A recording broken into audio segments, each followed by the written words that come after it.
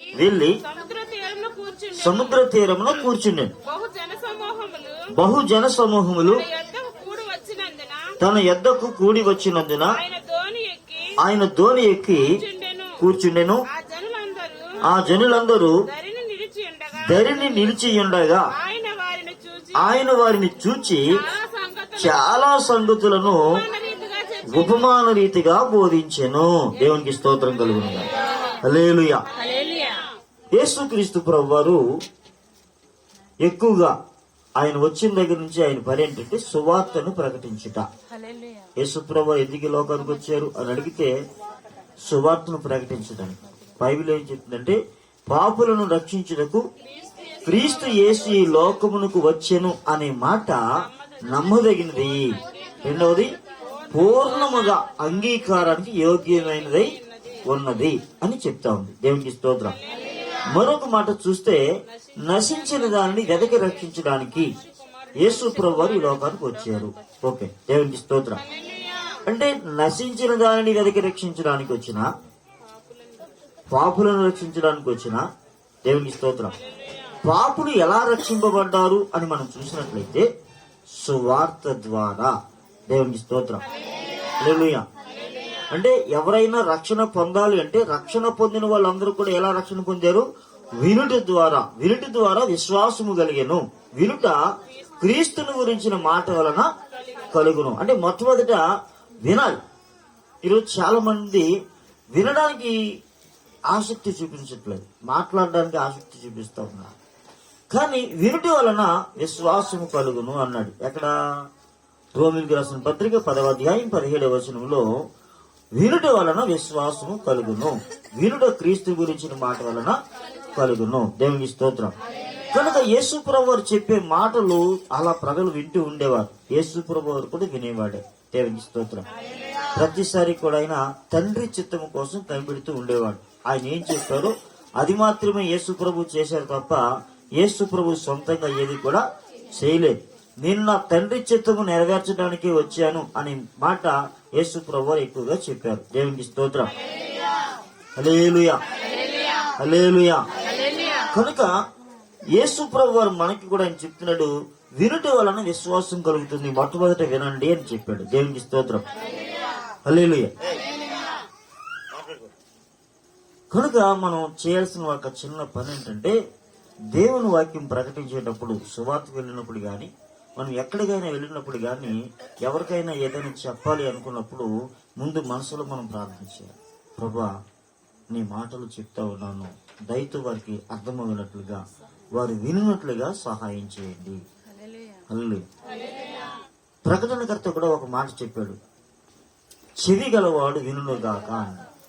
చెవి గలవాడు ఆత్మ సంగములతో చెప్పుతున్న మాట చెవి గలవాడు వినుగాక. అందరికీ చెవులు లేవా అని మనం చూసినట్లయితే అందరికీ చెవులు ఉన్నాయి. కానీ ఏ చెవులు కావాలి? వినే చెవులు కావాలి. దురద చెవులు కలిగిన వాళ్ళు ఉంటారు, వాళ్ళ వలన ఉపయోగం లేదు. వినే చెవి.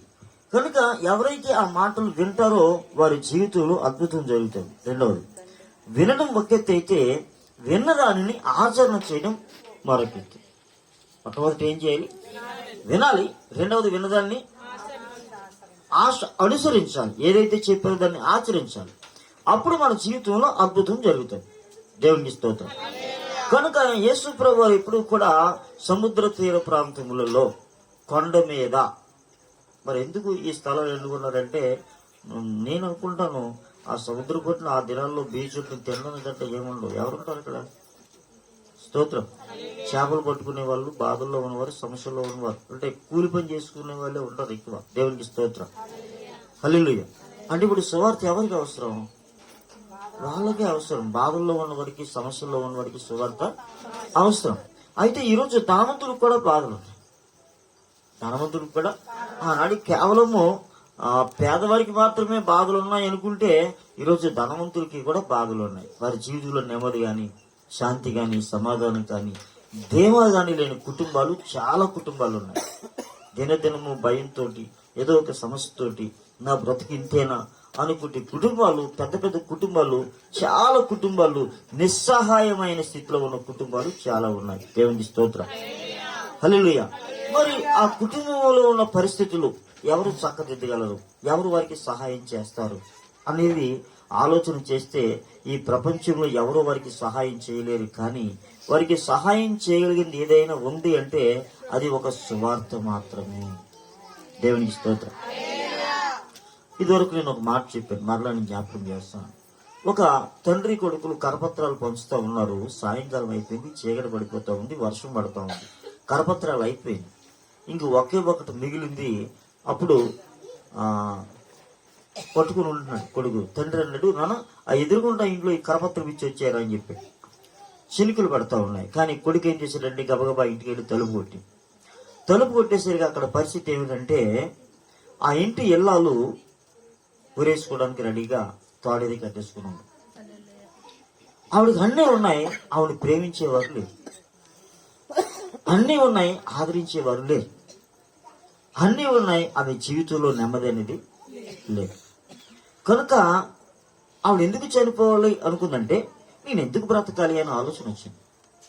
ఇది చాలా మందికి వస్తూ ఉంటది, కొన్ని సమస్యలు పెట్టి నేను ఎందుకు బ్రతకాలి అని. ఇది సాతాను నుంచి కలిగే ఆలోచన.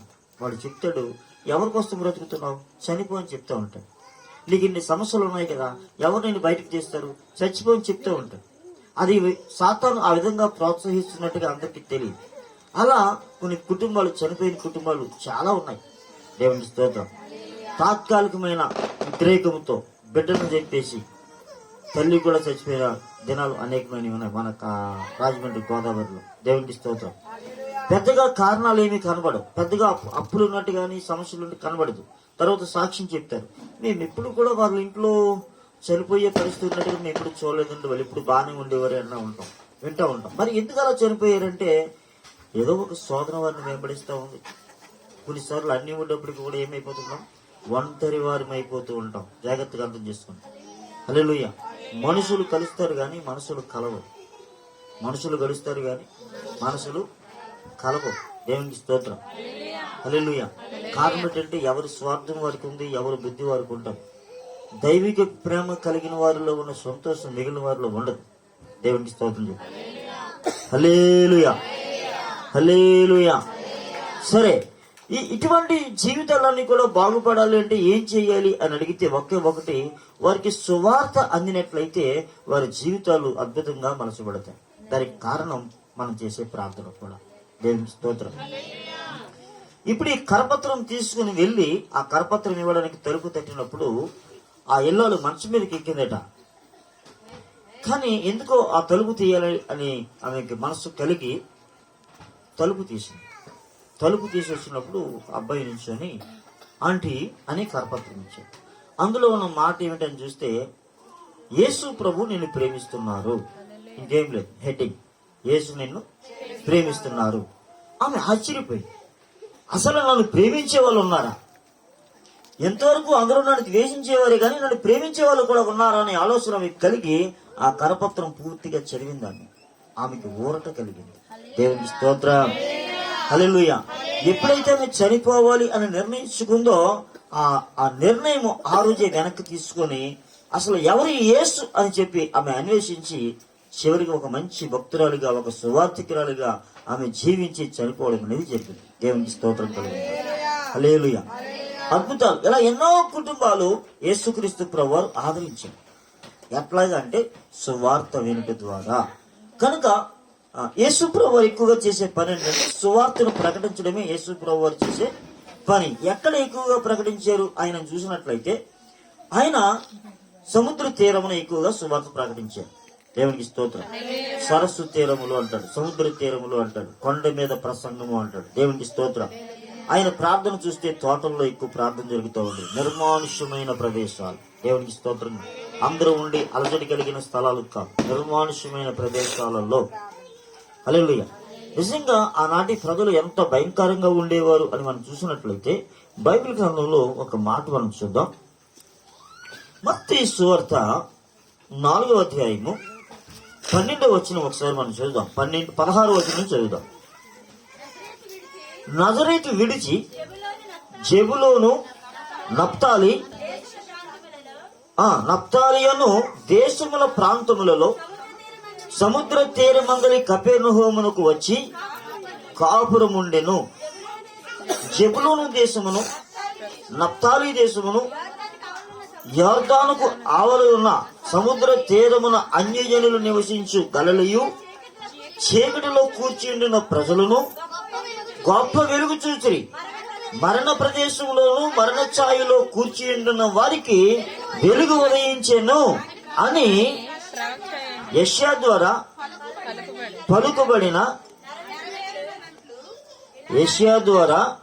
పలుకుబడినది నెరవేరినట్లు ఇలాగు జరిగెను. దేవునికి స్తోత్రం. హల్లెలూయా. ఎవరి ద్వారా పలుకబడిన మాట? యెషయా.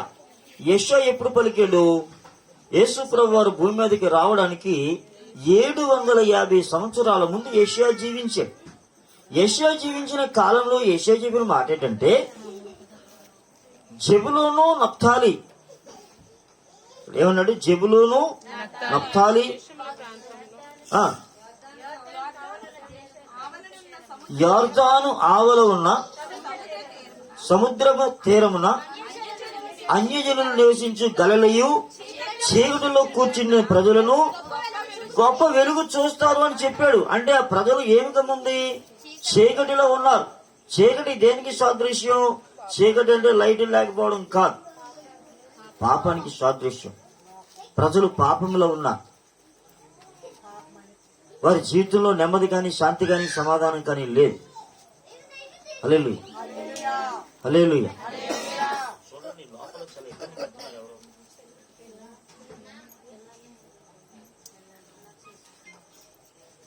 హల్లెలూయా, హల్లెలూయా. అటువంటి ప్రజలకు ఒక వెలుగు ఉదయిస్తారని, చీకటిలో ఉన్న ప్రజలు వెలుగును చూస్తారని యెషయా గారు చెప్పారు. యెషయా చెప్పిన మాట ప్రకారంగా 700 సంవత్సరాల తర్వాత ఆ మాట నెరవేరడం మనం చూస్తూ ఉన్నాం.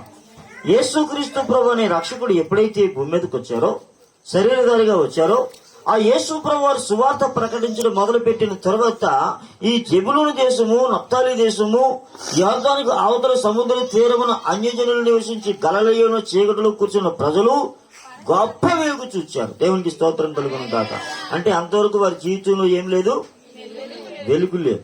సమస్యలు, ఇబ్బందులు, రోగాలు ఇవన్నీ ఉన్నాయి తప్ప నెమ్మది లేదు. మరొక పక్క నుంచి ప్రభుత్వం వారు కఠినమైన పన్నులు విధిస్తూ ఉండేవారు. హల్లెలూయా. ప్రభుత్వం ఏం చేస్తూ ఉండేది? తినడానికి తిండి లేకుండా ఒక పక్క ఉంటే ప్రభుత్వము భయంకరమైన పన్నులు వసూలు చేస్తూ, బ్రతకడానికి కూడా పన్నే. హల్లెలూయా. ఇప్పుడు మనం ఇంటి పన్ను కడతా ఉన్నాం, కుళాయి పన్ను కడతా ఉన్నాం, రకరకాల పన్నులు కడతా ఉన్నాం. హల్లెలూయా. మరి యేసు ప్రభు దినాలలో కూడా పన్ను వసూలు చేయడానికి వచ్చారు. అయ్యా మరి నువ్వు పన్ను కట్టమని అడుగుతున్నారు యేసు ప్రభు గారు. యేసు ప్రభు ఎందుకు కట్టాలి? ఇంటి పన్ను కట్టాలా, కుళాయి పన్ను కట్టాలా? హల్లెలూయా, హల్లెలూయా. అప్పుడు యేసు ప్రభు వారు పన్ను కట్టారు. అంటే పన్ను అనేది ఎంత భయంకరంగా ఉండేది చెప్తున్నాను. దేవునికి స్తోత్రం. అంటే ఒక పక్కన తినడానికి తిండే లేదు, మరొక పక్క సమస్యలు, మరొక పక్క రోగాలు, ఇవన్నిటిలో ప్రజలు ఉన్నప్పుడు వారి జీవితంలో నెమ్మది లేనప్పుడు వారికి నెమ్మది ఎప్పుడు కలుగుతుందంటే ఇంకొక 700 సంవత్సరాల తర్వాత నెమ్మది కలుగుతుందనే మాట ప్రవచించాడు. ఆ ప్రవచన ప్రకారముగా యేసు ప్రభు ఎప్పుడైతే ఈ లోకంలోనికి వచ్చారో, యేసు ప్రభు మాట విన్న ప్రతి వారి జీవితంలో నెమ్మది కలిగింది. దేవుని స్తోత్రం. ఉదాహరణకి మత్తయి సువార్త 4వ అధ్యాయం 19వ వచనంలో మనం చూసినప్పుడు యేసు ప్రభు చెప్పారు, నా వెంబడి రండి, నేను మిమ్మల్ని మనుషులు పట్టే జాలరులుగా చేస్తాను అన్నారు. ఎవరిని పిలిచారు? జాలరులని పిలిచారు. మీరు జాలరులే, మీరు చేపలు పట్టుకుని బ్రతికేవారు. అయితే అది మీ వరకు మాత్రమే, మీ జీవనము మీ వరకు మాత్రమే. అయితే మనం బ్రతకాల్సింది మన కోసం మనమే బ్రతికితే ఇంక ఉపయోగం ఏముంది? కనుక మీరు మీకోసం బ్రతకడానికి కాదు, మిమ్మల్ని పుట్టించింది నా మహిమ కొరకు నేను మిమ్మల్ని పుట్టించాను. కనుక మీరు జీవించేది మీకోసం కాదు, మనం ఇతరుల కొరకు జీవించాలి, నాశనం అయిపోతున్న ప్రజలను రక్షించాలి. అందుకు మిమ్మల్ని పుట్టించాను. కనుక నా వెంబడి రండి, నేను మిమ్మల్ని మనుషులను పట్టే జాలరేగా. ఇది వలే, అది వలే. ఇక్కడ మీరు వేసే వల చేపలు పట్టడానికి, నేనిచ్చే వల ఆత్మలను పట్టడానికి, నాశనం అయిపోతున్న వారిని పట్టడానికి. దేవునికి స్తోత్రం కలుగు. హల్లెలూయా. ఆ రెండో వాళ్ళ పేరు ఏమిటి అని చూస్తే అదే సువార్త. దేవునికి స్తోత్రం. ఏమిటి వాళ్ళ పేరు? సువార్త. దేవునికి స్తోత్రం. ఈ సువార్త యేసు ప్రభువు వారు ఎక్కడ చెప్తా ఉన్నారు, ఎక్కడ చెప్పమన్నారు అని మనం చూసినట్లయితే, హల్లెలూయా, సువార్త ఎక్కడ చెప్తున్నారు, ఎక్కడ చెప్పమని యేసు ప్రభువు వారు చెప్పారు, ఎక్కడెక్కడ సువార్త ప్రకటించబడింది. హల్లెలూయా. నా మాట అర్థమైందా మీకు? మీ తలంపులు ఇటు అటు తిరుగుతూ ఉన్నాయి. పిల్లలు ఏడుస్తారు కామన్. యేసు ప్రభువు వారు సువార్త ఎక్కడెక్కడ ప్రకటించమని చెప్పారు. యేసు ప్రభు ఉద్దేశం ఎక్కడికి వెళ్ళాలని సువార్త?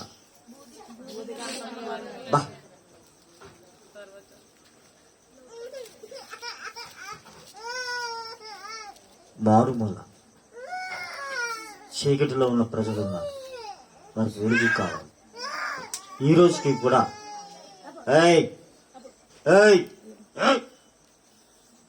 ఈ రోజుకి కూడా బట్టలు వేసుకోలేని ప్రజలు ఉన్నారు, సరైన భోజనం లేని ప్రజలు ఇప్పటికీ ఉన్నారు. దేవునికి స్తోత్రం. నాగరికత లేని ప్రజలు ఉన్నారు, నాగరికత వారికి తెలియదు, బట్టలు వేసుకోవడం తెలియని ప్రజలు ఉన్నారు. వారికి సువార్తని చెప్పాలి. ఎవరు చెప్తారు? ఒకసారి ఒక అమెరికా నుంచి వచ్చిన ఒక స్త్రీ ఒక ఏరియాలో సువార్త చెప్పడానికి వెళ్ళిందండి. వాళ్ళందరూ కూడా బట్టలు లేనివారు, వారందరూ కూడా బట్టలు లేనివారు.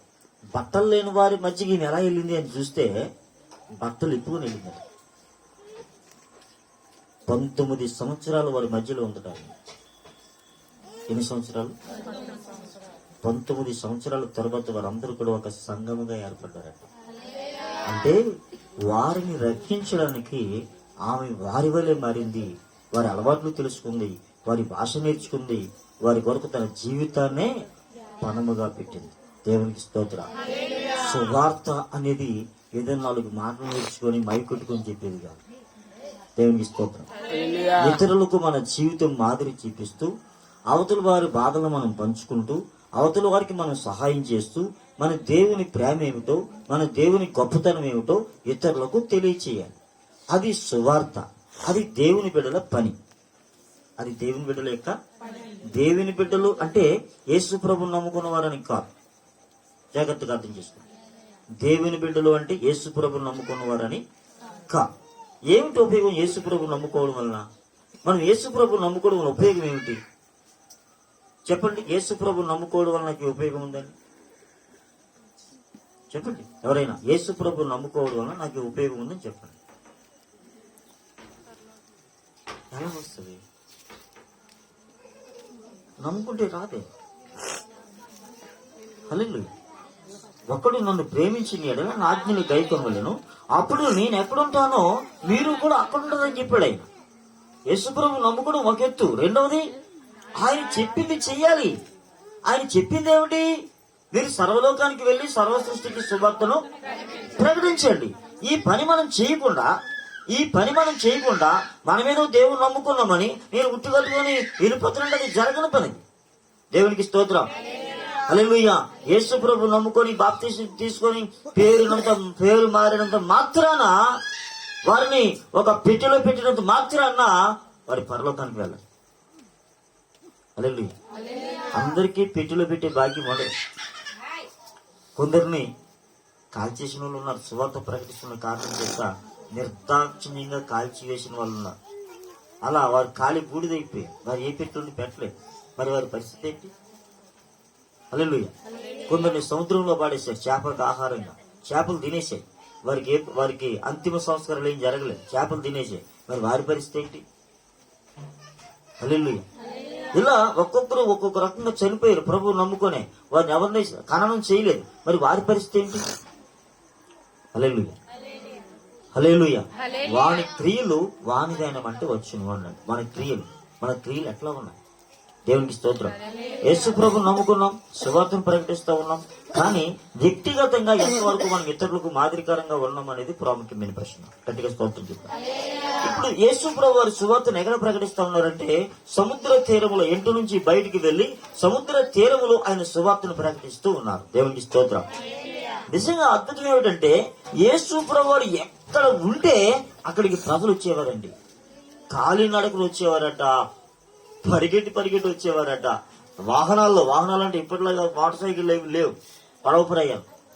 దేవునికి స్తోత్రం. ఇలా వస్తూ ఉండేవారు. వారిని చూచి యేసుప్రభు వారు ఏమన్నారంటే, వీరు కాపరి లేని గొర్రెలు. ఎవరు వీళ్ళు? వీరు కాపరి లేని గొర్రెలు. నిజంగా వీరి జీవితంలో కాపరు ఉంటే ఇంత బాధ వీళ్ళు కుళ్ళుండేది కాదు అని చెప్పి వారి మీద కనికరపడి, వారి మీద ఏం చేశారు? ఆయన కనికరపడి వారికి సువార్తను చెప్పారు. వారి అవసరాలు కూడా తీర్చాడు. కుష్ఠుడు వచ్చాడు, అయ్యా నీకు ఇష్టమైతే ఎవడు పడితే వాడు అక్కడికి రావడానికి అవకాశం లేదు. కుష్ఠువానికి అసలే సభ్య సమాజంలోనికి రావడానికి అవకాశం లేదు, ఏమాత్రం అధికారము లేదు. ఎక్కడుండేవారు కుష్టి వాళ్ళు? ఊరి బయట ఆ పొలాల్లో ఎక్కడో ఉండి నేను అపవిత్రుడును అని చెప్పి వారి యొక్క ఆ పళ్ళాన్ని ఎగరేస్తున్నప్పుడు ఆ కాసుల చప్పుడికి దయగలిగిన వాళ్ళు, వాళ్ళ మాట విన్న దయగలిగిన వారు వెళ్లి వాళ్ళకు ప్రాణం పెడితే ఉన్నట్టు, లేకపోతే లేనట్టు. అంతే తప్ప వారిని పట్టించుకునే వాళ్ళు ఎవరు కూడా లేరు. మరి ఈ మాటలన్నీ కూడా మన గాంధీజీ, ఏ గాంధీజీ అమ్మాయినా, గాంధీ గారి ఇంటి పేరు ఏం పేరు అమ్మా? మహాత్మా గాంధీ. ఇంకా అవన్నీ బిరుదులు. ఇంకా చదువుకున్న వాళ్ళు చెప్పండి, నాకు అంత చదువు లేదు. దిగ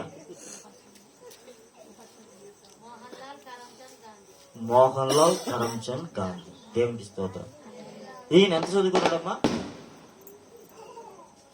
చదువుకోలేదా? లండన్ వెళ్లి బారిస్టర్ చదువుకున్నాడు. ఆయన న్యాయవాద వృత్తి. దేవునికి స్తోత్రం. ఈయన ఎన్నో పుస్తకాలు చదివారు. అందులో బైబిల్ ను కూడా చాలా క్షుణ్ణంగా ఆయన అధ్యయనం చేశారు. అధ్యయనం చేసిన తర్వాత ఈ కుష్ఠరోగం అనేది అంటువ్యాధి కాదు, వాళ్ళని ఆదరించేవారు లేరు, వారిని ఆదరించాలని బైబిల్ ద్వారా ఆయన నేర్చుకుని ఆయన కుష్టి వాళ్ళని ఏం చేయడం, ఆదరించడం నేర్చుకున్నాడు. దీన్ని ఫోటో తీసిన వాళ్ళందరూ కూడా ఏం చేశారంటే, ఇప్పుడు అనేకమైన చోట్ల గాంధీ గారు కుష్ఠరోగులకు సేవ చేసిన ఫోటోలు పెడతా ఉంటారు. గాంధీ గారు ఎక్కడ నేర్చుకున్నారు అని అడిగితే బైబిల్లో నేర్చుకున్నారు. దేవునికి స్తోత్రం. ఈ బైబిల్లో నేర్చుకున్న వాళ్ళందరూ ఏమయ్యారంటే, ఆచరించిన వాళ్ళు మహాత్ములయ్యారు. బైబిల్ని ఆచరించిన వాళ్ళు ఏమయ్యారు? మహాత్ములయ్యారు. దేవునికి స్తోత్రం చెప్పారు. హల్లెలూయా, హల్లెలూయా. నేను నా చిన్నప్పుడు ఒక పుస్తకాన్ని చదివాను. ఆ పుస్తకం పేరు గీతాంజలి. ఏ పేరు? గీతాంజలి. గీతాంజలి అనే పుస్తకం చదివినప్పుడు ఆ పుస్తకం 100 పేజీలు ఎంతో ఉంటది. ఈ పుస్తకం ఎంత గొప్పది అని చెప్పడానికి 40 పేజీలు ఎంత మ్యాటర్ ఉంటుంది. పుస్తకము గొప్ప పుస్తకమే. దానికి మనకి నోబెల్ బహుమతి ఇచ్చారు. రాసిన వాడు ఠాగూర్ రాసిన ఈ పుస్తకానికి నోబెల్ బహుమతి ఇచ్చారు. ఈ పుస్తకం ఎంత గొప్పదో చెప్పడానికి చాలా పేజీలు రాశారు. అంటే పరిస్థితులు ఎలా, ఆ గొప్ప పుస్తకమే గాని తెలుసుకునేంత నాలెడ్జి ప్రజలకు లేదు, ఎవరో చెప్తే తప్ప. అందుకని అంత ఉపోద్ఘాతం రాయాల్సి వచ్చింది. అయితే ఈ పుస్తకంలో ఉన్న గొప్పతనం ఏమిట్రా అని చూస్తే, పరమగీతాలు, కీర్తనలు ఇవి ఎలా ఉంటాయో ఆ పుస్తకం కూడా అదే రీతిలో ఉంటాయి. భగవంతునికి భక్తునికి ఉన్న సంబంధమే ఆ పుస్తకంలో ఉన్న రీతి. భగవంతునికి భక్తునికి ఉన్న సంబంధం ఎట్లా ఉంటుందని ఆ పుస్తకం యొక్క భావన. ఇది అర్థం కాని వారు లవ్ లెటర్లు ఉపయోగించుకుంటారు. ఆ పుస్తకాన్ని రకరకాలుగా ఉపయోగించుకునే వాళ్ళు ఉన్నారు. అయితే ఈ పుస్తకంలో ఆయన రాసిన ఆ యొక్క వర్ణన ఇవన్నీ కూడా నేను చదివాను. ఇది చదివాను ఒక 20 సంవత్సరాల తర్వాత నేను బైబిల్ చదివాను. హల్లెలూయా, హల్లెలూయా. 20 కాదు, 10 సంవత్సరాల తర్వాత బైబిల్ చదివిన తర్వాత ఇలాంటి వచనాలు నేను ఎక్కడో చూసానే అని ఆలోచన కలిగింది. చూసినప్పుడు అలాగ ఆలోచన చేస్తే గీతాంజలిలో, అరే గీతాంజలి రాసిన ఠాగూర్ గారు ఆయన బెంగాల్కి చెందిన ఆయన కదా, ఆయన అసలు యేసు ప్రభుకి ఆయనకి సంబంధం లేదు కదా, మరి బైబిల్లో ఉన్నట్టుగా ఆయన ఎలా రాయగలిగాడు? ఈ భగవంతునికి భక్తునికి ఉన్న సంబంధం అని ఆలోచన చేస్తే, కొన్ని సంవత్సరాలు అన్వేషణ చేస్తే సాధు సుందర్ సింగ్ అనే ఒక మహానుభావుడు, ఆయన అప్పుడే సాధు సుందర్ సింగ్ అనే ఒక ఆయన, ఒక హిందూ భక్తుడు, బాల్యదినాల్లోనే యేసుప్రభుని తెలుసుకొని యేసుప్రభు కొరకు ఏదో సాధించాలనే తపనతో హిమాలయ పర్వతాల వరకు ఆయన సువార్త ప్రకటించడానికి వెళ్ళి ఎన్నోసార్లు చావు పరిస్థితులకు వచ్చినప్పటికీ కూడా ఆయన సువార్తను ప్రకటిస్తూ ఉండేవాడు. ఆయన సుందర్ సింగ్ గారు ఠాగూర్ గారి ఇంట్లో కొన్నాళ్ళు బస చేశాడట. ఠాగూర్ ఇంట్లో సుందర్ సింగ్ గారు అంటే తప్పనిసరిగా ఆ స్నేహితునికి ఈ స్నేహితుడు ఏమందించాడు? సువార్త అందించాడు. దాని భావము, దాని యొక్క గొప్పతనం ఎలా తెలిసిందంటే ఆయన తెలుసుకున్న దాన్ని, భగవంతునికి భక్తునికి ఉన్న సంబంధాన్ని ఆయనకు పుస్తకం రాస్తే ఆ పుస్తకానికి నోబెల్ బహుమతి వచ్చింది. దేవునికి స్తోత్రం కలుగును. హల్లెలూయా. భగవంతునికి భక్తునికి ఉన్న సంబంధం ఏమిటి అనేది మీకు ఒక మాట చెప్తాను. మీరు విన్నారు, మరలా కొందరు కొత్త వాళ్ళు ఉన్నారు కానీ చెప్తున్నాను. ఒక బిచ్చగాడు అడుక్కుంటూ ఉన్నాడు. వాడు జన్మంతా అడుక్కోవటమే. వాడికి ఒక ఆలోచన కలిగిందట, నా బ్రతికి ఇప్పుడు ఇంతేనా అని ఆలోచన కలిగిందట. ఒకరోజు వాడు వెళ్తా ఉండి అంతా కూడా ఎక్కడ పడితే అక్కడ కొంత కోలాహలంగా ఉంది. ఆయన అడిగేటాడు, ఏం జరుగుతుంది ఇక్కడ అని అడిగేటట.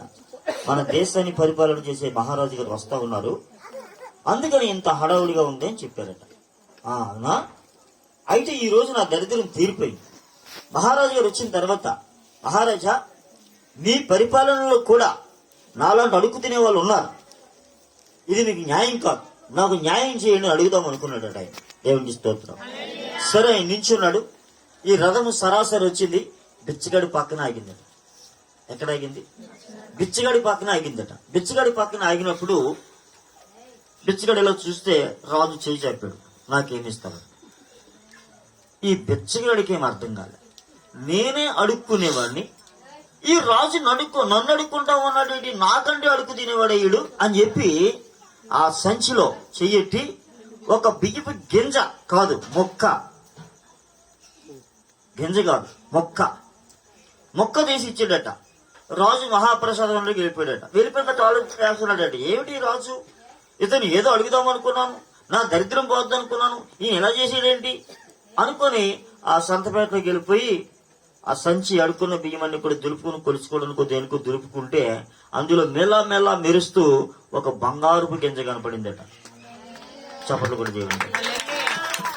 అప్పుడు వాడు ఆలోచన చేస్తా ఉన్నాడు, నేనెంత దౌర్భాగ్యుణ్ణి, దేశాన్ని పరిపాలన చేసే రాజాదిరాజు నా దగ్గరకు వస్తే నాకేమిస్తావు అని అడిగితే ఒక బియ్యపు గింజ ఇచ్చాను, ముక్కిచ్చినందుకే ఒక బంగారుపు గింజ ఇచ్చాడే రాజా, ఇవన్నీ నీకేనాయని ఇస్తే నా సంచంతా కూడా ఏమై ఉండేది, బంగారం అయిపోయి ఉండేది, నేను ఎంత దౌర్భాగ్యుని అని నెత్తి నీరు కొట్టుకుని ఏడుస్తూ ఉన్నాడు ఆయన. హల్లెలూయా. సేమ్ మనల్ని కూడా దేవుడు అడుగుతూ ఉన్నాడు, నాకేమిస్తావు అని అడుగుతున్నాడు. హల్లెలూయా. మనమేమనుకుంటామనంటే దేవుడికి ఏమిస్తాం అని చెప్పి, ప్రభువా నాకు ఈ మేలు చేస్తే నీకు 10,000 ఇస్తాను, ప్రభువా నాకు ఈ మేలు చేస్తే నీకు కట్ట కొవ్వొత్తులు కొనిస్తాను, ప్రభువా నాకు ఈ మేలు చేస్తే 1,00,000 రూపాయలు నీకు కానుక ఇస్తాను, ప్రభువా నాకు మేలు చేస్తే ఇదిగో మందిరానికి ఇది చేస్తాను అని మొక్కుకొని దేవుడి దగ్గర నుంచి ఏదో పొందాలనుకుంటున్నాం. కానీ ఆయన అంటున్నాడు, నువ్వు నా సొంతమైతే నాకున్నవన్నీ నీవే కదా. హల్లెలూయా. కానీ మనం దేవుడిని ఎక్కడ ఉంచాలనుకుంటున్నాం? గుమ్మం బయటే ఉంచాలనుకుంటున్నాం, కానీ లోపలికి రానియట్లేదు. ఆయన లోపలికి వచ్చాడంటే ఆయన ఏం కలిగి ఉన్నాడో అవన్నీ కూడా మనకు అనుగ్రహిస్తాడు. చప్పట్లు కూడా దేవునికి అంటే హల్లెలూయా. అంటే దేవుని దగ్గర ఏవో చిన్నవి దేవునికి ఇచ్చి దేవుని దగ్గర ఏదో పొందాలనుకుంటున్నాం, అది జరగని పని. మనము దేవునికి సొంతమైపోవాలి. లేదు, ఎవరో పాడారు కదా,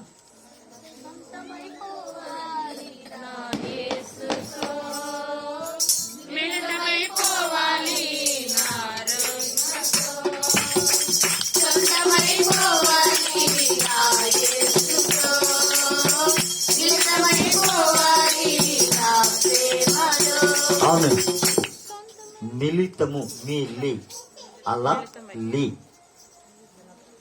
అర్థమైందా? హల్లెలూయా. మామూలు లీ కాదు, హల్లెలూయా. మిలితమైపోవాలి. దేవునికి స్తోత్రం. అక్షరం చాలా ఇంపార్టెంట్. హల్లెలూయా. సరే, భగవంతుడు భక్తుడు ఎలా ఉన్నారంటే ఇచ్చి పుచ్చుకునేవారుగా, అంటే ప్రభువా నేను నీకు ఇది ఇస్తాను నాకేమిస్తావు అనే టైపులో ఉన్నారు. కానీ మనము ఆయన సొంతం అయిపోతే ఆయన ఏం కలిగి ఉన్నాడో అవన్నీ మనవే. స్తోత్రం. హల్లెలూయా. హల్లెలూయా. ఏమండి, దేవుని దగ్గర నుంచి మనం ఏం ఆశించినా చిన్న బేబీ గింజలు లాంటివండి. హల్లెలూయా. ఆ వాటి వల్ల మనకు ఉపయోగం ఏంటి? హల్లెలూయా. ఆయన రాజాదిరాజు, మనం ఆయన పిల్లలం. మన ఆలోచన ఎట్లా ఉండాలి? కాస్ట్లీగా ఉండాలి. హల్లెలూయా. కనుక ఆయన రేంజ్ లో మనం ఉంటే తప్పనిసరిగా మన జీవితంలో అద్భుతం చేస్తాం. కానీ మన రేంజ్నే ఊహించుకుంటున్నాం. కానీ మనం నమ్మిన దేవుడు ఎవరో, ఆయన మనకి తండ్రి ఎలా అయ్యాడో మనం ఆలోచన చేయట్లేదు. దేవునికి స్తోత్రం. ఎందుకు చేయట్లేదు మీకు చెప్తాను. ఇప్పుడు యేసు ప్రభువు వారు సముద్ర పొడ్డున ఉన్నారు. జాగ్రత్తగా అర్థం చేసుకోండి. ఆయన వాక్యం చెప్పడం ప్రారంభించారు.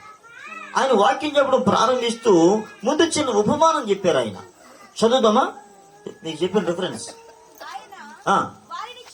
వారిని చూచి చాలా సంగతులను ఉపమాన రీతిగా చెప్పాను. ఎట్లనగా యేసు ప్రభువు వారు మాట్లాడిన మాటలు ఏ విధంగా ఉన్నాయండి? ఉపమానము అంటే ఏమి చెప్పినా గానీ ముందు ఒక చిన్న పిట్ట కథలో చెప్పేవారు ఆయన. దేవునికి స్తోత్రం. ఆ కథలో చాలా అర్థం ఉంది. కానీ ఈ రోజు చెప్పే చాలా మంది దైవజనులు, పెద్ద పెద్ద దైవజనులు చెప్పే కథలని కాకము కథ. యేసు ప్రభువు వారు కాకము కథలు చెప్పలేదు. హల్లెలూయా, హల్లెలూయా, హల్లెలూయా. ఆయన చెప్పే ఉపమానం చూద్దాం. మనం చదువుదాం. ఎట్లనగా ఇదిగో విత్తువాడు విత్తుటకు బయలు వెళ్ళెను. వారు విత్తుచుండగా కొన్ని విత్తనములు త్రోవ పక్కన పడేను. పక్షులు వచ్చి వాటిని మింగివేశాను. కొన్ని చాలా మన్ను లేని రాతి నేలను పడింది. అక్కడ మన్ను లోతుగా ఉండనందున మొలిచెను గాని సూర్యుడు ఉదయించినప్పుడు అవి మాడి వేరు లేనందున ఎండిపోయాను. కొన్ని ముండ్ల పొదల్లో పడెను. ముండ్ల పొదలు ఎదిగి వాటిని అణిచివేశాను. కొన్ని మంచి నేలను పడి ఒకటి 100 గాను, ఒకటి 60 గాను, ఒకటి 30 గాను ఫలించాను. చెవులు గలవాడు వినుగాక అని చెప్పాను. చూడండి, యేసు ప్రభువు వారు ఉపమానం చెప్పారు. వచ్చిన వాళ్ళందరికీ చెప్పారు. చెప్పిన తర్వాత ఆయన ఉపయోగించిన మాట ఏమిటి? చెవులు గలవాడు వినుగాక. హల్లెలూయా. మనందరికీ ఎన్ని చెవులు ఉన్నాయంటారు? అమ్మా, నీకు ఎన్ని చెవులు ఉన్నాయమ్మా? వేరమ్మా అమ్మా, కరెక్ట్గా చెప్పాలి. ఎన్ని చెవులు కరెక్ట్గా చెప్పాలి.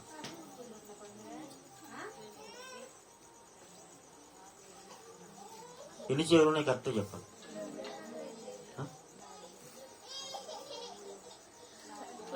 ఏమో ఏమిటి, మీకు ఎన్ని చెవులు ఉన్నాయో నీకు తెలియదా? హల్లెలూయా.